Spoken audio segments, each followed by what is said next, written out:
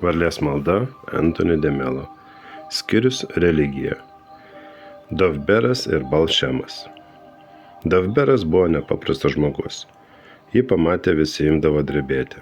Dovberas buvo laikomas puikiu Talmudo žinovu, jo mokymas nepalenkiamu ir be jokių kompromisų.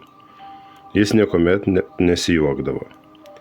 Jis tvirtai tikėjo, kad savęs kankinimas yra naudingas, todėl dienas pasninkaudavo. Galų gale kraštutinis Dovbero asketiškumas labai jį išsekino.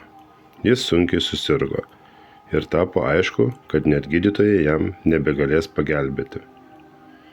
Kaip paskutinę viltį kažkas pasiūlė, kodėlgi nepaprašius Balšemtovo pagalbos. Galiausiai Dovberas sutiko, nors iš pradžių labai priešinosi, nes smarkiai nepasitikėjo Balšemu ir laikė jį net eretiku.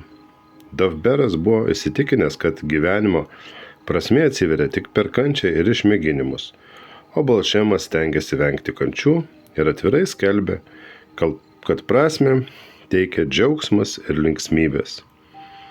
Buvo gerokai po vidurnakčio, kai Balšemas sutiko ir pasipuošęs geros vilnos paltu ir brangaus kailio kepurę leidosi į kelionę. Kai jis įėjo ligonio kambarį, ištiesė jam stebuklų knygą. Dovberas ją atsivertė ir pradėjo garsiai skaityti. Po akimirkos Balšemas jį nutraukė.